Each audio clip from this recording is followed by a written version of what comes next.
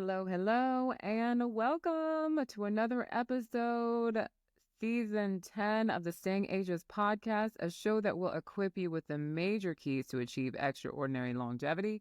This is your girl, Asosa E, also known as Raw Girl. I'm a certified nutrition specialist and board certified coach.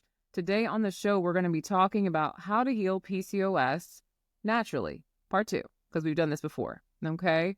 To get this longevity party started, we're going to be chatting with our expert for today, Dr. Herman Weiss. He's an OBGYN expert in hormonal irregularities who has been helping women with PCOS regain control of their health for over 2 decades. I am so grateful to have each and every one of you tuning into the show from all over the world. If today's show inspires you, I'm inviting you to go ahead and subscribe and leave us a review on Apple Podcasts. It means the world to me to get feedback, so any reviews are much appreciated. All right, before we get all the way into the next segment, let me tell you about the supplement that turned my white little hair, back to its original color. You know I'm always on the hunt for the best natural ways to slow aging, to boost vitality. Well, let me put you on to one of my favorite supplements for my longevity stack. It's spermidine. Spermidine is everything. Spermidine is a powerhouse compound. It supports cellular renewal, mitochondrial function, and longevity. Basically, it helps keep your body feeling youthful from the inside out. And the best way to get it is Primidine. Primidine is a premium high-quality spermidine supplement that comes in both regular and gluten-free options. I use the gluten-free because I have a little sensitivity to gluten, so if you do, get that gluten-free option. And here's the exciting part. We're giving away 1 free bottle to a lucky listener this season. All you have to do if you want to get the giveaway is send us an email to support@therawgirl.com and let us know how your favorite podcast episodes. You can give us your top 3 favorite of this podcast and tell us how this podcast has changed your life, if it has in any way. We are going to be receiving these all throughout this season, and we will pick one lucky winner to send off that supplement, okay?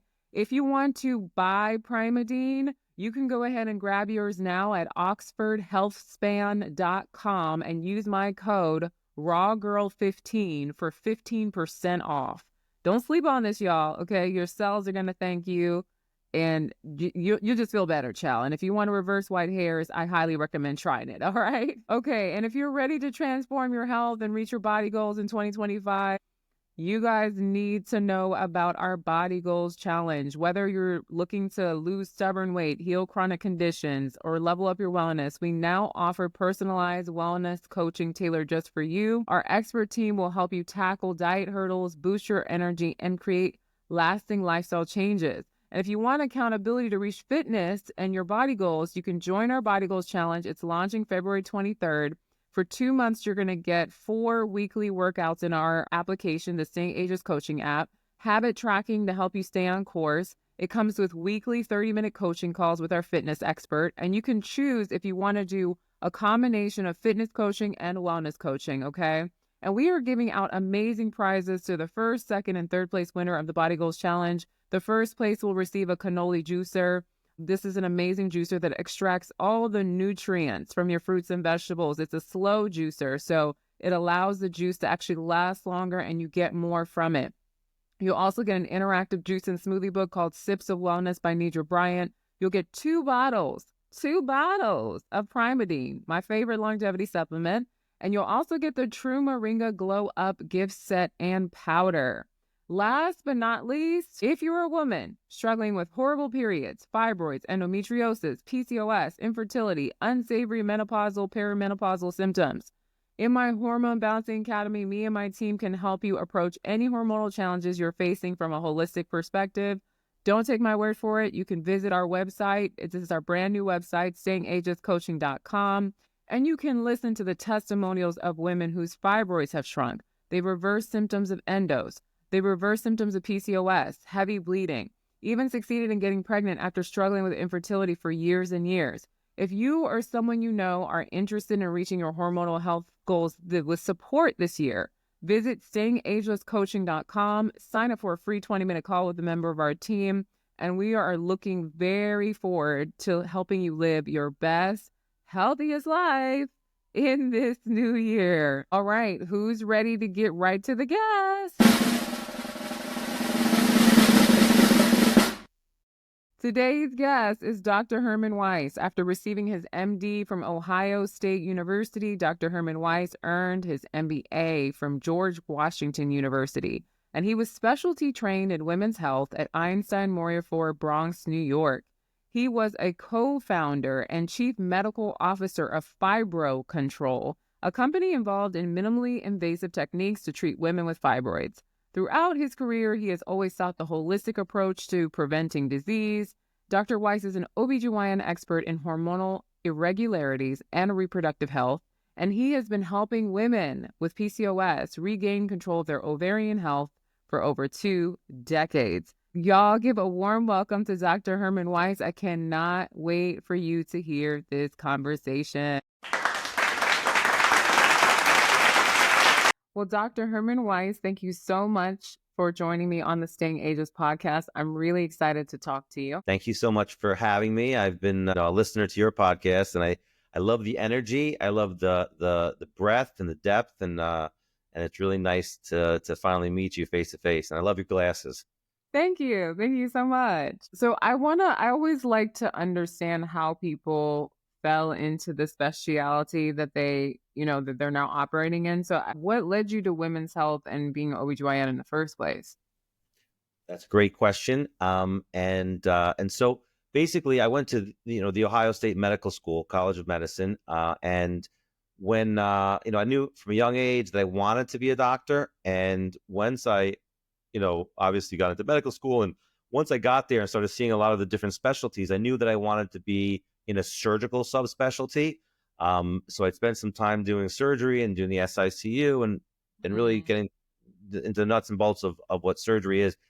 But then I started saying that I don't want to just treat a hernia or a bowel this or a bowel that. And then you start not treating patients, but treating diseases. I said that's really taking away that doctor-patient relationship that I thrived on, that I loved, that interaction that really kept me going. And I saw OBGYN as something which you introduce yourself to the patient, then you take care of her either for her whole pregnancy or helping her get pregnant, and then during the pregnancy, hoping to keep her out of trouble, and then perhaps doing surgery as need be. And then after she delivers and later on as she matures in life, surgical issues come up from a female perspective. And so I saw that I was still doing a lot of surgery, but I was also taking care of women in a longitudinal way.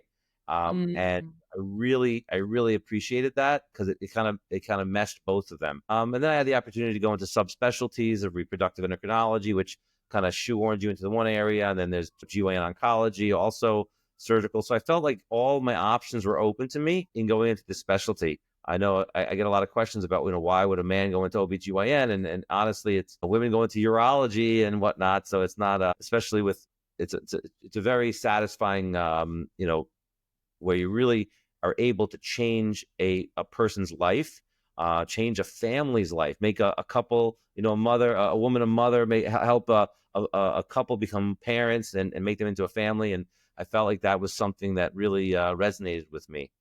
That's awesome. That's really awesome. What did you just start having a lot of PCOS patients? Like what made you, because stuff happens to me where I'm like, everyone's showing up with thyroid today. Everyone's it's so incredible. It's exactly right. It does definitely comes in waves, whatnot, but I definitely see that over my career, I've seen a big surge in PCOS patients, like significant. Maybe it's because we're being more sensitive to it. We're educating ourselves more. But what I found to be the most unnerving and unsettling was when a patient walked into my office. Like I would say, if you've been doing it long enough, you can kind of tell from her chief complaint what she has. She's got PCOS. You kind of can tell from her, the way she looks, the way she acts, or what her complaints are, what her desires are. And I found there to be this big disconnect. Basically, the doctor would say, do you want to get pregnant? No. Here's birth control pills. Do you want to get pregnant? Yes. Here's infertility. And more often than not, patients would come to me literally crying, saying, my last doctor told me I'm infertile. And I find myself on a daily basis undoing the negativity and the bad advice other doctors have given. And Mm. I'm sure you're also the same way, All the where, time. when you're in a position of, I wouldn't say authority, but where knowledge and education, where you have to then go and tell and help somebody, a few good words can make all the difference in the world. A few Yeah. bad words can make all the difference in the world. So it's really, it was so shocking to me. And I started seeing this over and over again. And Yeah. at the same time, I started getting papers upon papers in my inbox, research papers about this implication and that implication, and doing this holistic intervention and that holistic intervention, and try this vitamin and that supplement. I was getting very frustrated that these patients, they didn't know anything about any of that. They just want, a lot of them, doctors aren't the only ones to blame. They carry a bulk of the blame, but it's also patients come in and want a pill, a shot, something to fix them like that and move on. And I find that to be equally upsetting and discouraging. So it's a partnership, and my job isn't to tell the patient what to do. My job is to help bring them along and educate them. And if they're educated about it from the way that it applies to them, they're a much better patient. Okay, and if they want to Yeah. become educated, I'm able to communicate with them much better. When they read it in the newspaper or they read it in a book or Dr. Google, it doesn't apply to them. It Yeah. may have flecks here and there, but it's not about that specific disease, how it applies to them. When I come at it, my perspective is I'm able to look at all their labs, do a full history, do a physical, get an ultrasound, and I'm able to see the entire picture. And okay, hey, you know what? That's not going to work for you, because in my experience, I've seen similar patients who it hasn't worked for, but let's try this intervention or this intervention. And more often than not, they're more responsive. And if they're responsive, they listen. And if they listen, they're able to follow through and succeed. So I have to ask you this question because I always, I attract the cool kids. You're one of the cool kids, okay? So like so like I always seem to meet the coolest doctors who somehow their way of thinking is along the same lines in terms of, I mean, and I don't understand with medical doctors. It always feels like that person innately just has more empathy, or they have had experiences that have caused them to now look at their patients differently. What do you think it is that has made you realize that Okay. because I literally every day am Yeah. undoing the word curses that are spoken over my Yeah. patients, and I'm like, no, and I am very careful with how I speak to them. I'm very So careful about what I say, and I know that it causes a lot of mental anxiety and angst for people. right. And on the flip side, if you do it right, it could actually elevate them. So Yeah. I'll share a story with you, and I think it answers your question or your comments perfectly. I was sitting at a wedding with my wife was next to me, and this couple, which I didn't recognize, I didn't know, was sitting next to me on my left. And we're in the same communities and whatnot, and we rotate through, and it was my wife's friend's daughter that was getting married, who turned out later to be my patient, but whatever. It's so this couple leans over to me and says, "Dr. Weiss, you saved our daughter's life." And I was pleased to hear, didn't know anything because I didn't recognize the name, and I didn't recognize the patient because she wasn't there. And I was said, "Thank you very much for telling me. I love positive feedback. Would you care to elucidate and share what happened?" Right. She said to me that and they were literally like they were getting like choked up about it. They were really emotional about it. This is the woman's Wow. parents. So they said to me, they said, she came to you about a year or so ago, and she'd been to like 3 or 4 other doctors and had severe PCOS, and she wasn't ovulating, and she had that, the type 2 diabetes type picture, the PCOS. She's a little bit chunky, a little bit bulky, and she couldn't lose weight. And so then I have a whole spiel that I say to them. I go through a whole pillars of 7 pillars of success, and how do you get through PCOS. And one of the things I talk about is, don't look at the scale anymore. Just put the scale away. Don't look at weight. Make yourself have good habits. And I go through different habits. So one of the Yeah. habits I told her was, after you eat anything, okay, once you eat don't just sit at your computer and work, and don't just sit and not do anything. You need to get out, stretch your legs, do 15 minutes of something, whether it be walking around the house, walking around the block, up and down some stairs. And then I show them in my bag, I have because I practice what I preach. I have resistance bands. Sorry about that. And you could do a full body workout in 15 minutes with Mhm. resistance bands. When I talk, I throw out, what do you call it? I throw out like sentences here and there, and I throw out little snippets because I do that all the time. So I Mhm. just like kind of threw that out, and whatever happened, she heard that and she internalized it, and it said it changed her whole life. And Wow. there's actually a biochemical reason and a metabolic reason why that's so important. We can get Yeah. into that, but I mean, you know about the exercise. After you eat, the insulin takes the glucose that you've just eaten and broken down and puts it into the muscles as opposed to the liver and the fat cells, and it's better in the muscles than the liver and fat. But again, it also gives you a more gradual glucose curve as opposed to sharp drop and then you're hungry an hour later. So it's really important, and I know, and then they always come back, yeah, but my mother told me not to swim in the hour after I eat. I go, yeah, because you're going to cramp and you could drown. I don't want you to swim either. Right. Just want you to do something. Anyway, so I said this to her, and that was what she heard. And I really, that moment, I had this like epiphany. Like I had been, practicing medicine and going to medical school and seeing patients for over 20 years at that point. And I said, Matt, wow, these patients actually listen to what doctors say. And so I've been really, really conscientious and quite conscious of what I've been saying and not just going through the motions and really trying to listen also, because listening is the most important. Like, what do they really want?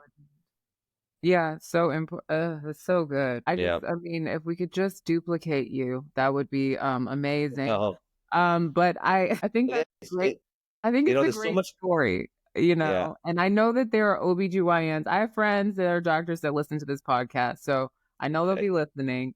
And I just think it's such an important thing to grab onto because we have the opportunity to actually really affect the trajectory of someone's health, like for real, Yep. and which Yep. then affects their family and affects their Right. kids and affects everything else, you know? In OBGYN and women's health, you're not just affecting the one person in front of you, you're affecting the spouse often and the children and the significant others. And it's just, we were talking about that. I worked in industry for a little bit. And one of the big pushes we were trying to get to was just like, it's the whole unit that you're trying to make. We want them to be healthy. We need to, and that was an interesting push. So you nailed it on the head there. I hear you. I hear you. So many women go for years and are not correctly diagnosed. They don't know they have PCOS because people don't put the whole picture together. Now you've been doing this for a really long time. What now allows you to be able to like PCOS? You know what I mean? Like what are you now immediately screening for a lot of things that maybe were missed before? Like what are you doing that's different that allows you to get to that diagnosis faster? Well, I think a lot of times just talking to the patient and seeing what they've gone through, what their families have gone through, what their struggles are, and some people like I take for example, I had a patient that came to me last week, and she's been to like three dermatologists for Mm, acne. Okay, mm. and she's young 20s or She's she's mid sick? 20s, and yeah, and I was like, "Well, did anyone ever ask you? She's on birth control pills, or she's not trying to conceive, and her cycles are a little bit irregular." I'm like, "Did anyone like talk to you about like, oh, they wanted to put me on medication, but I didn't understand it?" And I sat down, I literally spoke to her about 20 minutes about what's happening, what we're gonna look for, what we're gonna do about it if we find it, and I just saw her like had this. I saw this change come over her. First of all, she stopped like grimacing when she was talking to the doctor. Her face kind of relaxed, and then she's like, Mm. okay, we have a plan. It's not just another cream, another gel, another pill. It's really a plan. And she was so appreciative of it. And then I went on to, if it is the my 7 pillars of thriving with PCOS and what she could do, because people need to be able to take control and do something. And so we go through diet and nutrition and exercise and mental wellness and microbiome and supplements and all those things. And then at the end, if need be, then we go to medication. But none of that stuff works in a silo. It's all wrapped in. And so what I try to do is I try to listen to the patient and see what they're coming from or what their goals and expectations are. And again, a lot of times it's just undoing not some of the damage, but some of the guidance they've gotten in the past. Yeah. Wow. I mean, but this is the perspective I come from. I always think that medication should be the last thing. Sometimes it needs to be there to stabilize someone while they do things, if depending on the situation. But my opinion, it should never be like, oh, you're on this med forever. Because a lot of times there's something natural that can do the same thing as the medicine, right? Yeah. Yeah. Um, I'd love to hear your opinion on Ozempic. and I have a lot Yeah. of Hollywood clients. So Yeah. I will so tell I you, so I will I'm like, tell oh you God. on one hand from the science, I'm like, oh wow, this makes so much sense. It's amazing, amazing. On the other hand, I'm like, oh my God, what's gonna happen? Like something like I feel like when something is too good to be true, it's Yeah, too good to be true. It usually yeah, is. I mean, I pray that yeah, it's not. I pray that it does well. I pray these patients yeah, do well because they've been yeah, struggling their whole life. yeah, And if it continues, if they do well on it, thank God. And I will be honest with you, if they're able to lose a significant amount of weight and reverse a lot of the damage that obesity does, God bless. That's the best thing for them. Maybe they'll start exercising more, and if they start exercising more and eating right, maybe they'll be able to reverse this on their own when they go off the Ozempic. They'll not have the bounce back. yeah. I'm praying for them. That's it. No. In my mind, I'm like, you haven't created the habit. Yeah. I have a problem with the fact that I feel like, because I think of longevity. I'm sorry. If something is going to really significantly also reduce my muscle mass and, Ooh. it might give me a, Yeah. a little sunken look, but then I have Yeah. no muscle mass. Like, Yeah. what Yeah. happens if Yeah. I get in an accident? You can't. Yeah. Do you know what I mean? So we don't know yet. People who have been on Ozempic are not 75. When they are, Yeah. that's when we're gonna know, I think, Uh, you know? it's such a it's really, yeah, it's very very binary. They think in this terms, and the way I approach things is not, it's not binary. Life is not binary. And Yeah. and when, to your point earlier, when I go through my 7 pillars, I start with nutrition is very different than diet. It's Then I go to exercise, and exercise actually works into diet as well, and nutrition. I go into mental wellness, not mental Yeah. illness. Obviously mental illness is an entirely different, Yeah. you know, conversation, but mental wellness where you're outside and you're getting the sun and endorphins. Then I go to the microbiome.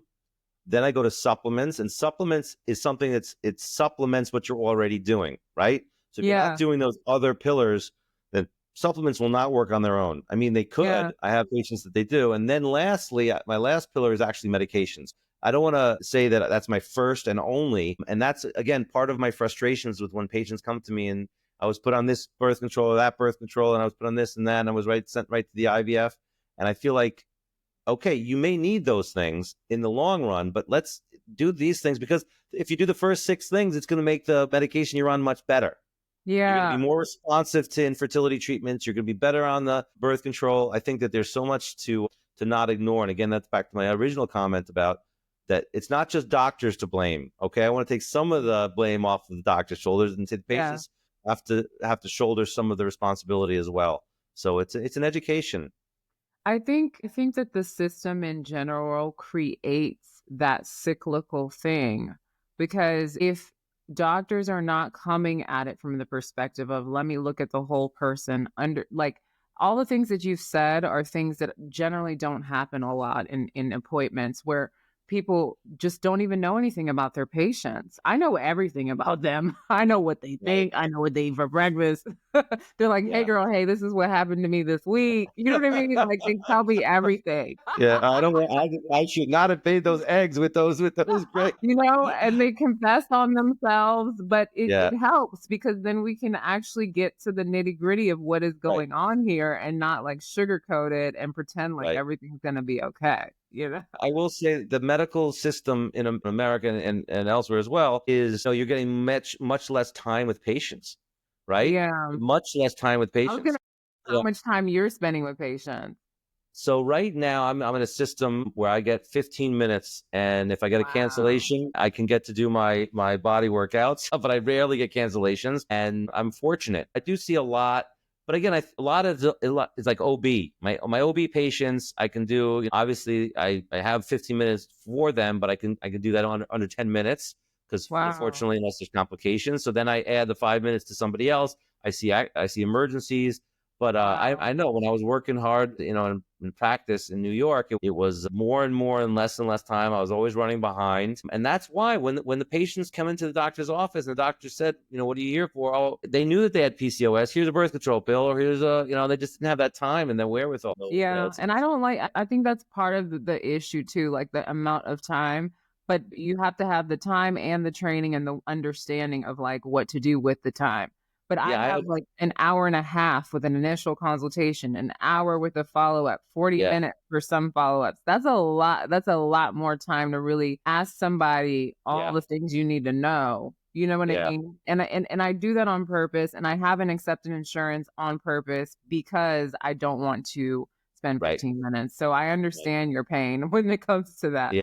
I I wanna will go say one quick thing. One of my colleagues is a dermatologist, and I was Mhm. telling her about the androgen levels and acne, and I said you got to counsel them in diet, exercise, nutrition. You got to counsel on these things.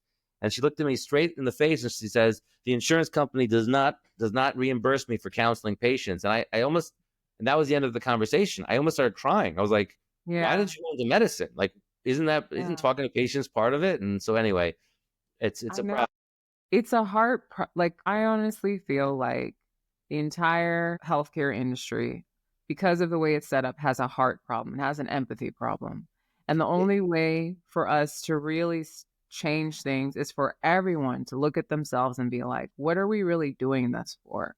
Are Yeah, we here to help people? Do I care? Because if you don't, you shouldn't be, you shouldn't, you have to take an oath to do no harm. You can't just be out here seeing people for money like, yeah, so that's I think that's where the yeah. focus gets really messed up. But I wanna go back to the microbiome. Tell me about that because I actually don't know that much about research on PCOS and the microbiome. I see a lot of I definitely whenever I see PCOS patients with gut problems, I just deal with them because I've dealt with a Right. lot of like parasitic infections, people with candida overgrowth, all this crazy gut stuff.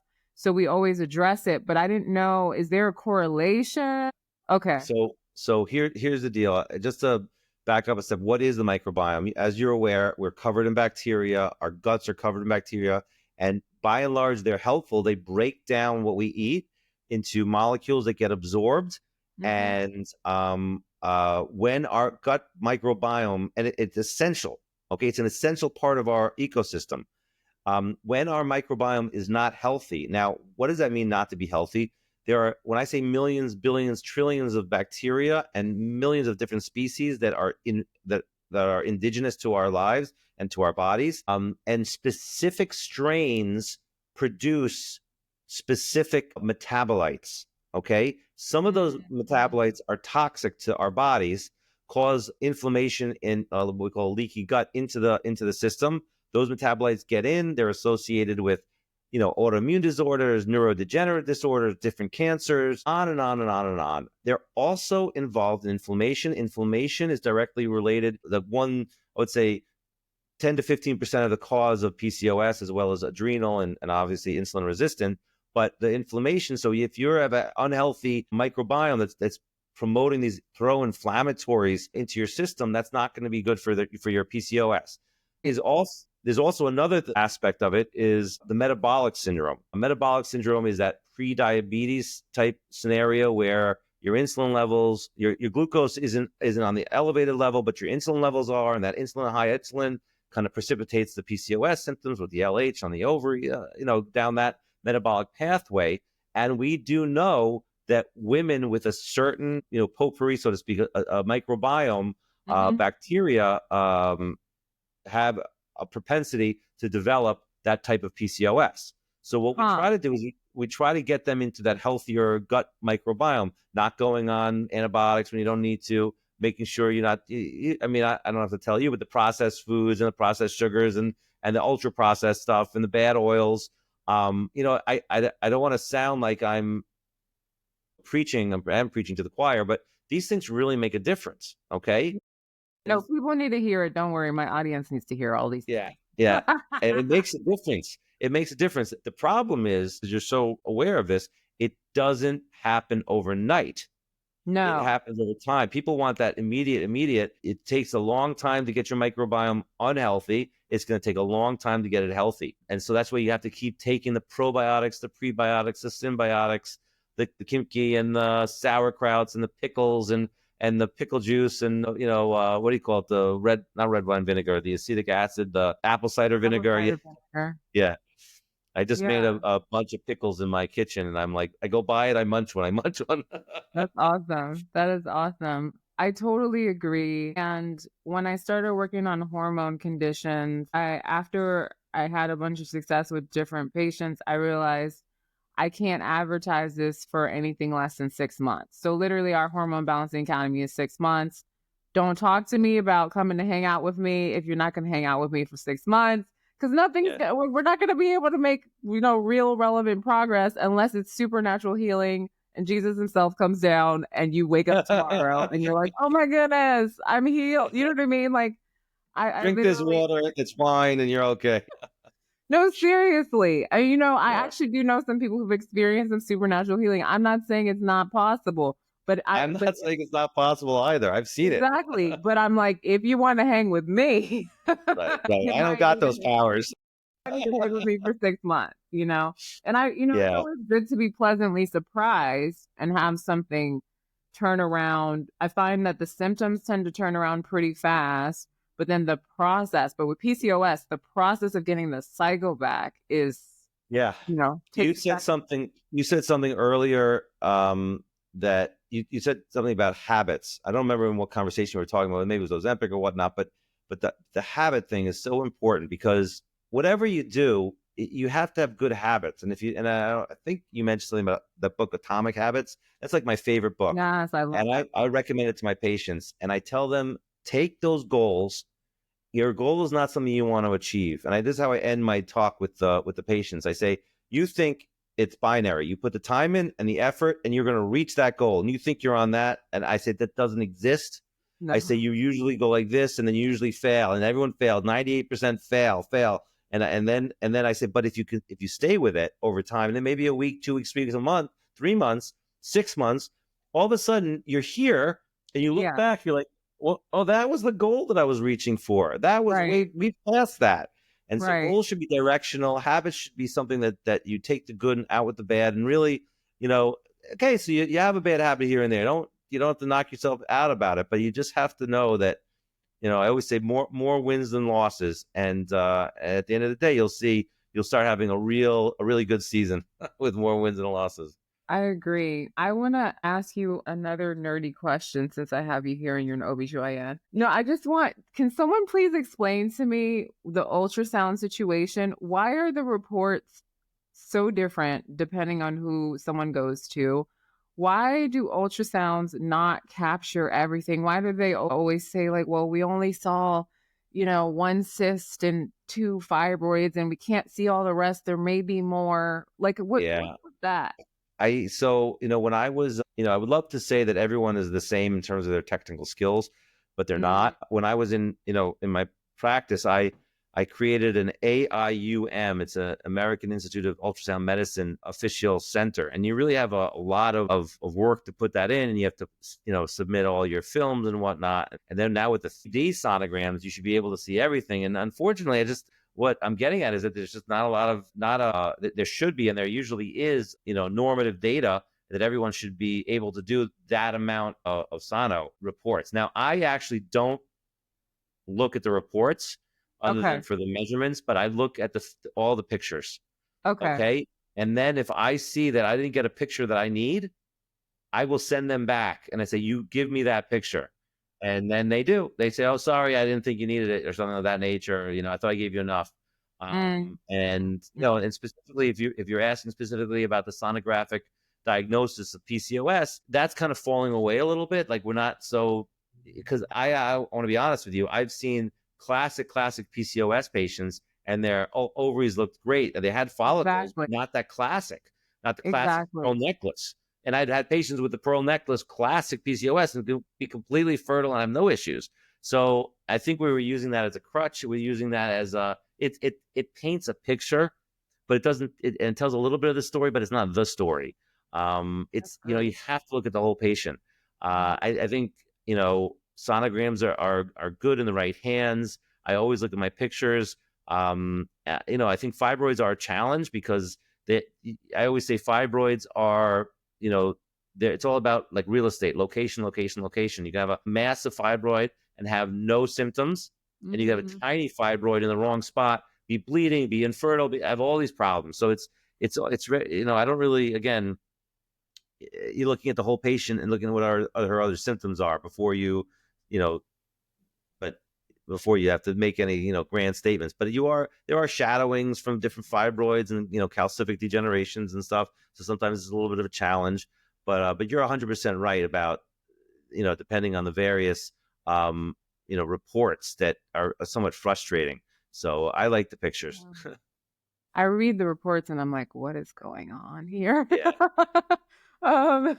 Anyway, where can people tell us about a little bit about Probation Life and where Okay. people can find it?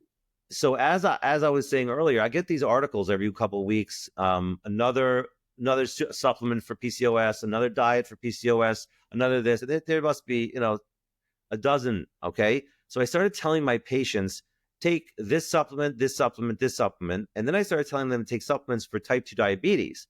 So I was telling them to take chromium and cinnamon, turmeric, okay, berberine, red yeast, all studied in PCOS a little bit, but much more in type 2 diabetes.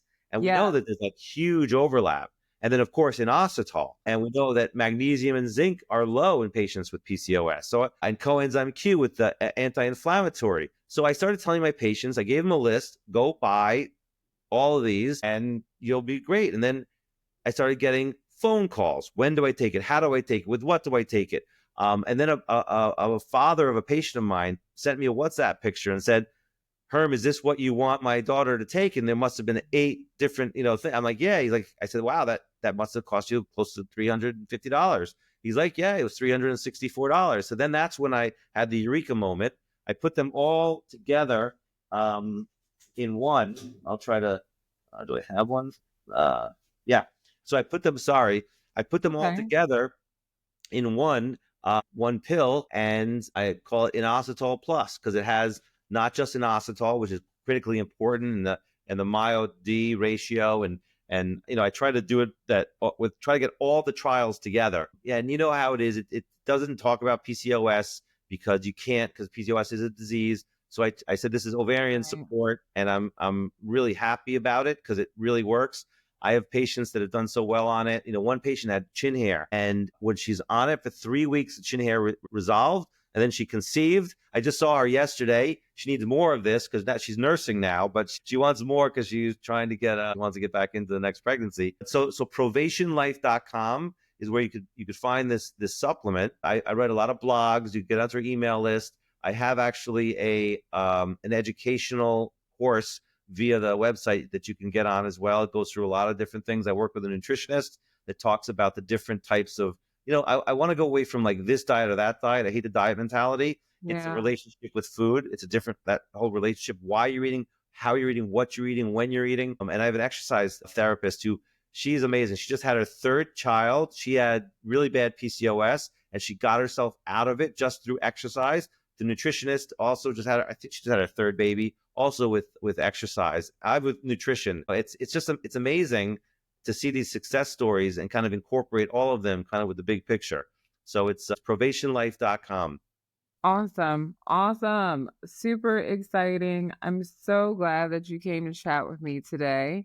I Yeah, this think was that a fun. lot of people are going to get a lot out of it. And I really appreciate you. Thank you for doing what you're doing. And thank you for being a doctor with a heart for his patients. I appreciate you for that.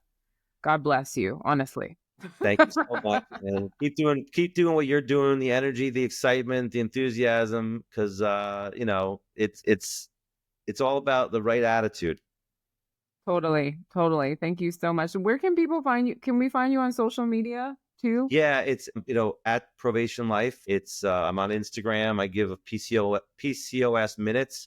Sometimes I'll see a patient and I'll be like, that that understanding is way off. I need to just say something about it. And I go out and Yeah. I quickly shoot one. I'm like, people and then go out there. So, and there's also sometimes there's new articles that I'll review quickly. So, follow me at Provation Life. Thank you so much, Dr. Weiss. Thank you. All right, all right. It is time to close out today's show. I really hope that today's conversation gave you deeper insight into how to take control over PCOS naturally and how to start working with your body instead of against it. Whether it's balancing your blood sugar levels, supporting your liver, managing your stress, small steps can lead to big changes when it comes to your hormonal health. All right. If you're ready to take your healing to the next level, please don't forget to check out our Hormone Balancing Academy. We've supported a lot of women with PCOS to get their period back and feel better, lose weight, all the things. Go to stayingagelesscoaching.com to check that out and also check out the testimonials. My team and I are here to support you navigate the journey to balancing your hormones with personalized support. And as Hippocrates once said, healing is a matter of time, but it is also sometimes a matter of opportunity. Y'all, I am just begging you to seize the opportunity in 2025. Do not leave this year with a health problem that you came in with, all right? Seize the opportunity to start making the changes your body needs and get the accountability that you need and the support you need to get the right recommendations to actually make a change in your health. Well, that's a wrap for today. If you enjoyed this episode, do not forget to subscribe, leave a review, and share it with someone who needs to hear this. You can also connect with me on Instagram at TheRawGirl or visit TheRawGirl.com or StayingAgelessCoaching.com for more resources. Until next time, y'all, stay ageless.